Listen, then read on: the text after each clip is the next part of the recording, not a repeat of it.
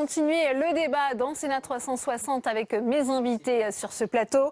J'ai le plaisir d'accueillir Nathalie Goulet. Bonjour, merci d'être avec nous. Vous êtes sénatrice centriste de l'Orne. Vous avez présidé ici, on s'en souvient au Sénat, une commission d'enquête sur l'organisation et les moyens de lutte contre les réseaux djihadistes en France et en Europe. Sur ce plateau également Esther Benbassa. Bonjour, sénatrice écologiste. Vous êtes attachée au groupe communiste ici, sénatrice de Paris. Vous aussi, vous avez travaillé sur la question des politiques de déradicalisation et notamment en milieu carcéral. Philippe Dominati, bonjour, vous êtes sénateur LR de Paris et vous êtes auteur d'un rapport d'information sur les moyens consacrés au renseignement intérieur. Et puis, pour nous éclairer sur ce débat, Denis Jacob, bonjour, merci d'être avec nous, secrétaire général du syndicat Alternative Police CFDT. Première question pour vous, Nathalie Goulet, puisqu'après l'émotion, maintenant, on se consacre un peu à l'enquête. Est-ce qu'on peut dire qu'il y a eu des erreurs d'appréciation commises par les services de renseignement?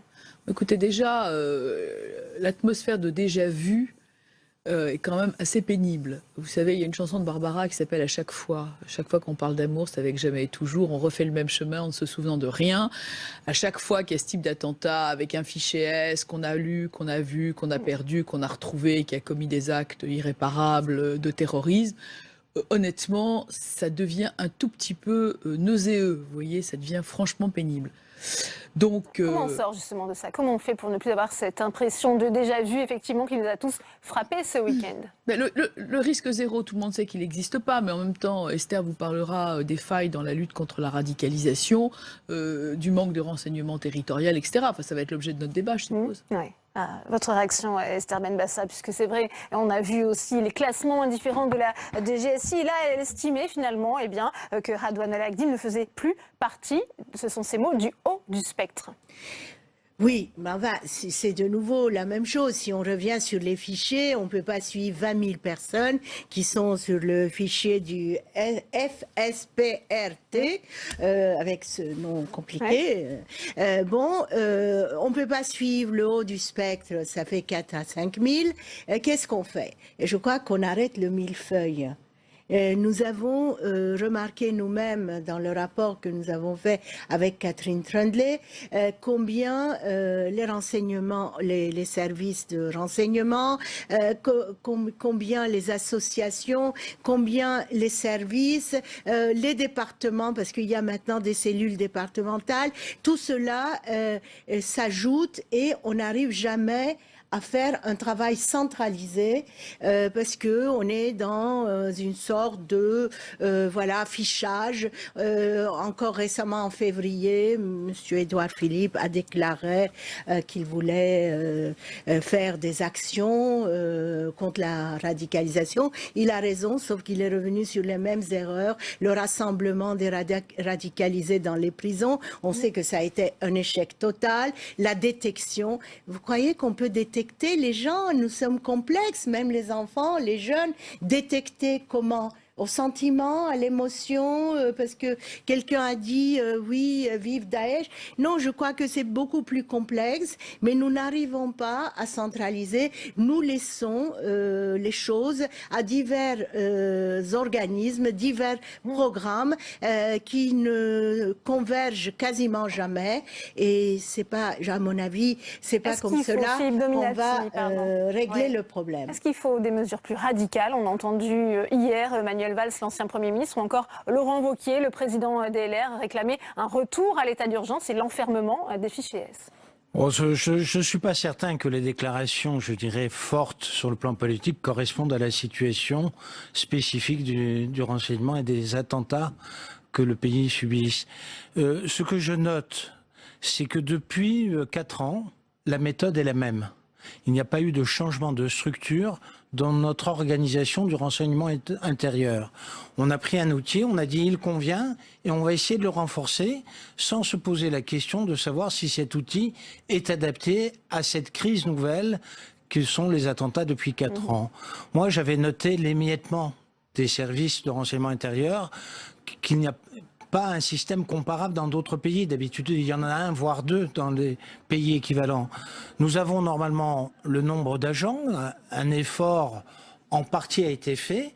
C'est vrai que nous avons beaucoup de mal à évaluer pour savoir si cet outil fonctionne bien, parce qu'on parle des échecs mais jamais des succès, des attentats qui sont déjoués. Il y en a un certain nombre. D'après les ministres de l'Intérieur successifs, on nous annonce un certain nombre d'attentats, disons une proportion même assez importante. Mais moi, j'observe qu'effectivement, il n'y a jamais eu de réflexion. On a pris un outil qui fonctionnait, je dirais, selon une norme d'il y a 10 ans, et on n'a pas adapté à une situation nouvelle. Et l'équipe qui dirige ce noyau, c'est la même philosophie depuis 4 ans. Depuis le début des attentats, il n'y a pas de variation. Je dirais qu'au contraire, ça s'est peut-être même aggravé par les créations d'organismes de coordination supplémentaires et dont on ne voit pas bien à quoi ils servent, alors qu'on a plutôt le sentiment qu'une simplification permettrait une plus grande efficacité. Denis Jacob, quelles sont effectivement au sein de la police les revendications suite à cet attentat? On voit que le cas de l'ACDIM n'était plus jugé prioritaire. Comment ça se prend ce type de décision finalement? Déjà, je pense qu'il faut éviter de faire les amalgames entre... Alors, je sais que c'est compliqué pour le tout public d'appréhender le fonctionnement des renseignements français, mais en matière de fichiers, il y a une confusion qui est faite depuis malheureusement ce nouveau drame entre le fichier des personnes recherchées dans lequel il y a notamment les fichiers S et ce fameux fichier des signalements de la prévention et de la radicalisation à caractère terroriste qu'on appelle par un acronyme FSPRT. Et donc il y a cet amalgame. Fichier S ne veut pas dire des terroristes. Des terroristes, ça ne veut pas dire forcément que dedans ce sont des personnes radicalisées. Les personnes qui sont dans les fichiers S, ce sont des personnes qui ont des idéologies religieuses ou politiques, mouvance d'extrême gauche, mouvance d'extrême droite. Voilà, donc ça regroupe tout un tas de personnes qui ne sont pas forcément des personnes radicalisées ou de confession islamiste. Donc la rétention administrative, ce n'est pas la solution? Non, je pense... Alors, il faut aussi enlever cette ambiguïté de faire croire qu'il y a eu une défaillance du système. Que le système soit amélioré, renforcé, ça, tout le monde est d'accord. Il faut se poser les bonnes questions. Ne doit-on pas aujourd'hui, au-delà de tous les efforts qui ont pu être faits depuis quelques années, ne doit-on pas aujourd'hui réfléchir à une seule direction dans laquelle nous mettrions toutes ces entités du renseignement qui existent, que ce soit de la police nationale, que ce soit de la gendarmerie nationale? Macron avait promis la création d'une task force justement qui devait coordonner ces différents services. Il y a une coordination qui est faite, ils se réunissent avec les différents services, mais vous ne pouvez pas empêcher qu'il y ait une déperdition de l'information quand on sait que l'ensemble des services concernés par le renseignement n'ont pas le même niveau d'accès aux informations et n'ont pas les mêmes prérogatives d'action. Donc, je pense qu'il faut peut-être... Nathalie Goulet, avant de vous donner la parole, je vous propose d'écouter Jean-Charles Brizard, puisque vous avez organisé ce week-end un colloque ici au Sénat sur la lutte contre les terrorismes depuis la chute de Daesh. On l'écoute. On peut, a posteriori, on peut dire il était fiché, bien sûr, et donc on l'a raté, certes, mais en réalité, il y a beaucoup d'individus dans ces fichiers qui ne sont plus suivis de manière effective. Sur les 20 000, le fichier d'FSPRT contient aujourd'hui 20 000 noms, il y en a un peu plus de 10 000 qui sont suivis, c'est-à-dire qui constituent des objectifs des services. 4 000 par la DGSI, un peu plus de 4 000 par la DGSI, et le reste par les services territoriaux, DRPP et autres services. Donc ça, ce sont des objectifs prioritaires, dont faisait partie cet individu. Il était, comme on dit, dans le haut du spectre, c'est-à-dire considéré comme parmi les plus dangereux, les plus radicalisés. Mais malheureusement, encore une fois, pour les contraintes que j'ai indiquées, un individu à un moment T peut effectivement représenter un danger pour les services. Pardon ? Non mais l'âge importe peu, on a des individus dangereux qui sont bien plus jeunes que lui, l'âge importe peu. Ce que je veux dire, c'est qu'encore une fois, on ne peut pas affecter suffisamment de moyens pour suivre l'ensemble de ces personnes au même moment. On est obligé de faire des choix, de faire un tri, et c'est ce que font tous les jours les services de renseignement. On est dans une matière qui est une matière essentiellement humaine, le renseignement, la sélection, l'évaluation procède d'un processus humain, ça n'est pas quelque chose de scientifique. Aujourd'hui, les moyens humains, justement, de bien surveiller ces fichiers S dans le cadre de la lutte contre le terrorisme. Nathalie Goulet. Écoutez, je crois que la logique du fichier a quand même montré ses limites. Alors évidemment, il en faut, mais non trop peu, parce que de toute façon, vous voyez bien que ça ne sert à rien, sans compter qu'une grande partie, je ne sais pas si 50 ou 60% des gens qui passent à l'acte sont sur aucun fichier. Donc, si vous voulez, la logique du fichier, il faut qu'elle soit remplacée par la logique du terrain. Chez nous, on est des parlementaires de terrain. On sait qu'il n'y a rien qui remplace le terrain. Donc, il faut plus de gens sur le terrain. Et puis, il faut aussi que les structures qui sont en charge de ces gens signalés, quel que soit leur niveau, fassent leur boulot. Parce que pour l'instant, c'est quand même une armée mexicaine. Esther a fait un excellent rapport sur le sujet. Mais enfin, il n'y a aucune coordination, il n'y a pas une unité de grille de lecture, il n'y a pas d'évaluation. Et il n'y a pas les bons... Pas du tout d'évaluation. 5 lignes. Ouais. Non, mais enfin, les tout ça associations. ne tient pas la route. Vous prendrez ça sur le reste de mon temps de parole. Je vous en Mais prie. si vous voulez, on se moque de la structure telle qu'elle va être. Ce qui compte, c'est ce qu'il y a dedans. Alors, à force de réorganiser les structures, on perd complètement de vue le contenu. Or là, on n'a pas de contenu. Comment voulez-vous qu'on fasse? Esther Benbassa. Moi, je suis tout à fait d'accord avec Nathalie, mais en même temps, je me pose aussi une question, franchement. Est-ce que on a des moyens d'agir contre la radicalisation? Et je me pose la même question, est-ce qu'on peut vraiment déradicaliser? Alors, écoutez, si vous me demandiez à moi toute seule, je dirais non. Mais on peut mettre des moyens pour, disons, arriver à cerner les situations.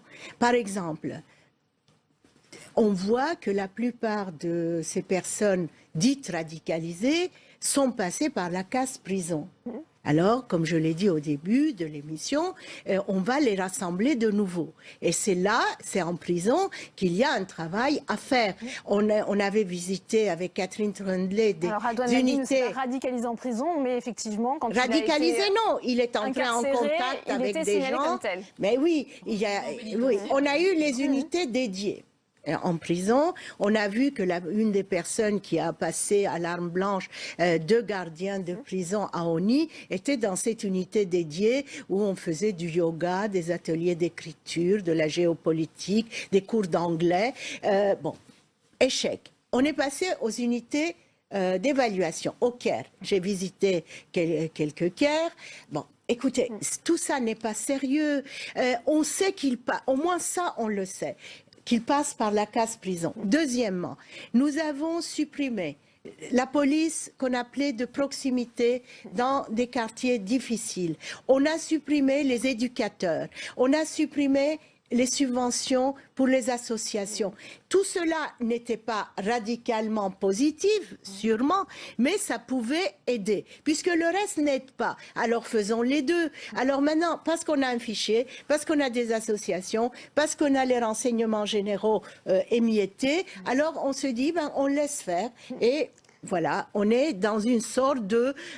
on attend des miracles, mais il n'y a pas de miracle dans le terrorisme. On revient à ce que disait Philippe Dominati, effectivement, sur cette coordination nécessaire et qui s'impose à nous aujourd'hui de tous ces services de renseignement qui sont un peu éparpillés sur le territoire. Là, on parle aussi de la question de la déradicalisation, mais en ce qui concerne la prévention, puisque là, c'est François Molins qui le disait, le procureur de la République de Paris, il n'y avait aucun signe avant-coureur de passage à l'acte. Je reviens à cette question, comment, malgré tout, on prend la décision, finalement, de ne plus juger le cas de Radouane Lagdim comme prioritaire, selon vous? Comme prioritaire. Comme prioritaire. La DGSI. D'abord, ce qui m'étonne, c'est que le fichier ou les fichiers, ce sont des outils et des outils de travail. Et ce n'est pas des moyens mis à la disposition pour prendre des mesures administratives ou judiciaires.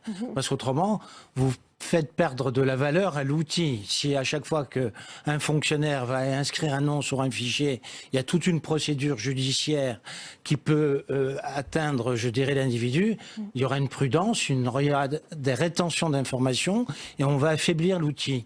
Donc je ne suis pas du tout favorable, moi, à tout ce débat sur les fichiers avec immédiatement des mesures judiciaires. Deuxièmement, on parle du caractère pénitentiaire. C'est un émiettement supplémentaire qui a eu lieu. En réalité, il y avait 4 services de renseignement, on en crée un 5e. Et la task force dont on parlait, elle n'a pas eu lieu. Justement, comme on n'ose pas trancher, comme le président ou le ministre de l'Intérieur n'ose pas trancher, finalement, on fait à chaque fois une unité de coordination parce qu'on n'ose pas choisir. La coupable naïveté, Le Parlement. c'est ce qu'a dit justement. Pardon ? C'est la coupable naïveté de la part de l'exécutif, c'est ce qu'a dit. Je ne sais pas, il n'y a pas de Geoffroy Dubuel, naïveté. Je ne porte-parole pense pas qu'il y a de naïveté. Il y a des contraintes, il y a des pesanteurs, il y a peut-être aussi des préventions. Parce que ce qu'il y a d'étonnant pour les parlementaires que nous sommes en partie, c'est que pour le renseignement extérieur, vous avez à peu près beaucoup plus de clarté pour la DGSE et pour le budget de la défense nationale. Et on sait plus précisément ce que font nos renseignements dans les services extérieurs que sur le territoire national.